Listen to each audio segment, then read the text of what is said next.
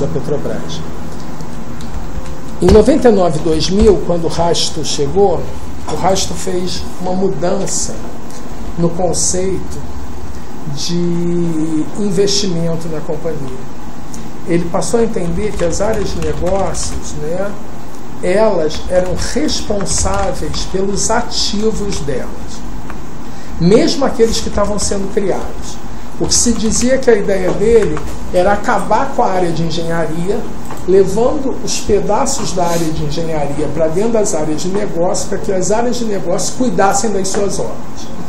E o que também se diz é que isso não aconteceu porque houve uma grande pressão das empreiteiras na época e ele não conseguiu conduzir isso. Só que aí surgiu um problema. Por exemplo, eu sou do abastecimento e quero fazer uma refinaria. O orçamento está comigo, eu sou o responsável orçamentário. Só que todas as obras são contratadas, são conduzidas, inclusive os aditivos, pela área de engenharia. E eu é que sou o responsável orçamentário. É mais ou menos, eu tenho a minha conta, alguém fica trabalhando com a minha conta, mas eu pago pelo que for feito lá indevidamente com o meu dinheiro. Então, esse foi um grande problema que a gente passou a ter. Por quê?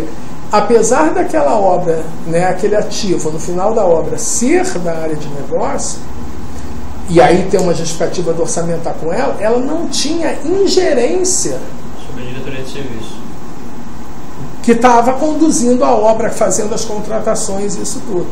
Tanto é que, assim, apesar de você estar construindo uma refinaria, o pessoal da área de abastecimento nunca assinou nenhum contrato, nenhum aditivo que foi feito com qualquer empreiteira para a construção da obra, porque isso tudo era feito na área de serviço. E não demandava aprovação do abastecimento para isso? Aí é que está o problema. A Petrobras tem um sistema de limites de competência. Tá? Então, o que acontece? Se você está num determinado valor, tá, você está na competência de uma determinada autoridade. Esse tipo de obra, em regra, envolve valores muito altos. E eles estão sempre na diretoria. Então, isso sempre é aprovado no colegiado. E a gente tem que entender uma coisa, que na Petrobras é uma tradição. Se você fizer um levantamento, provavelmente você não vai descobrir nenhuma decisão da diretoria da Petrobras por maioria. Todas são por consenso. Se não houvesse, né, pelo menos na época que eu estava mais ligado, se não houvesse consenso de todos os diretores, o assunto ficava em pauta. Tá? Por isso, que como é que funcionava o procedimento de levar um assunto à diretoria? A área técnica faz o trabalho dela, a área jurídica é envolvida, a área financeira, quando necessário, é envolvida, né, as áreas pertinentes, e aí isso tudo é levado por um ou por vários gerentes executivos em conjunto para o diretor que vai colocar esse assunto na diretoria. Só que antes de chegar nesse diretor, passa pelo grupo de assistentes dele. Então, os assistentes do diretor analisam aquilo. Se eles dizem ok, eles levam ao diretor, aí o diretor diz ok. Aí o que acontece?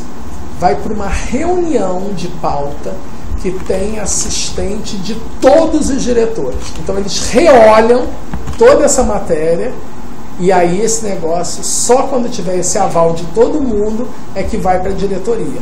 Então, não tem assunto que chegue à diretoria que não foi minuciosamente analisado por todas as diretorias.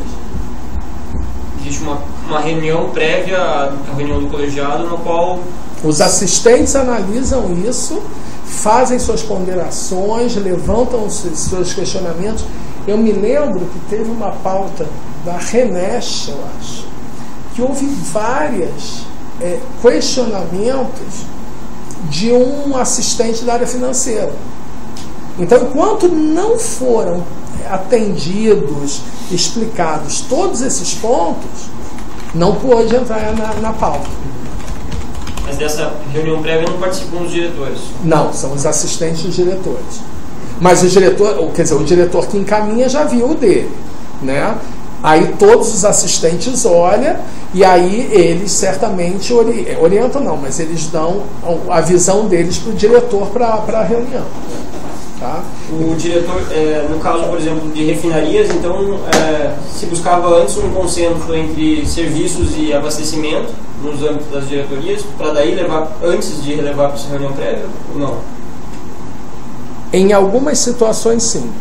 Por exemplo, vamos trabalhar, acho que com exemplo fica mais fácil. Vamos supor que eu estivesse falando de uma contratação de uma obra lá da construção da Reneste e que você estaria no limite do diretor. Como é que isso seria conduzido?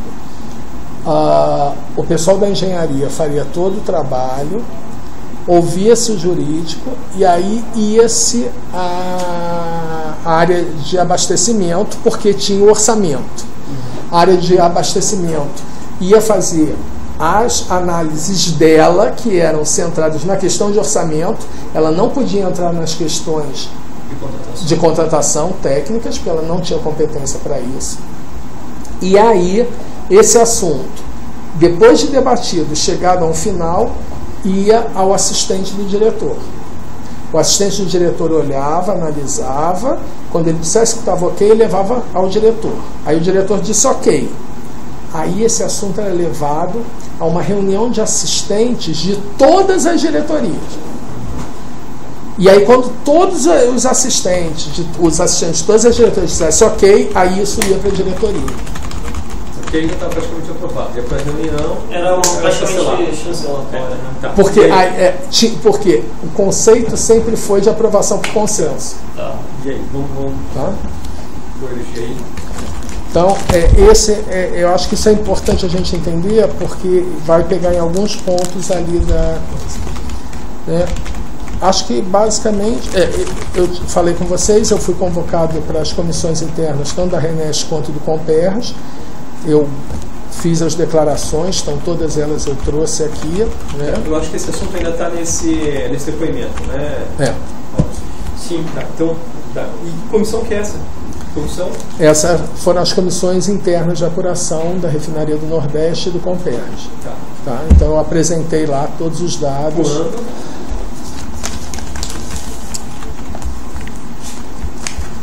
Duas situações separadas, né? Isso. Vamos começar pela... A da Reneste foi no dia 28 do 8 do ano passado, de 14. Instaurada depois, então, da deflagração da Operação Lava Jato. Acredito que sim. Mais recentemente. Isso. Tá? Então tem o meu termo de declaração que eu fiz lá. Tá? E eu tenho aqui o comprovante que eu encaminhei todos os documentos que eu tinha informado em meio físico, eu também encaminhei por meio eletrônico para eles. Tá? E a comissão interna do Comperj foi no dia 18/9.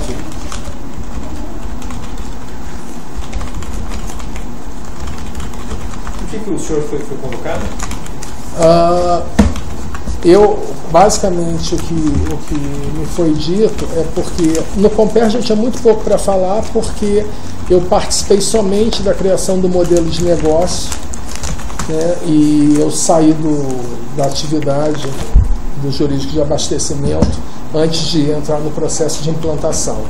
Na Reneste, eu fui chamado porque eu trabalhei mais dedicadamente tanto no modelo de negócio quanto no modelo de contratação. Esse modelo de contratação ele estava envolvido com o projeto de antecipação da refinaria. O PAR. Qual é a diferença do modelo de negócio e do modelo de contratação? O modelo de negócio era o seguinte: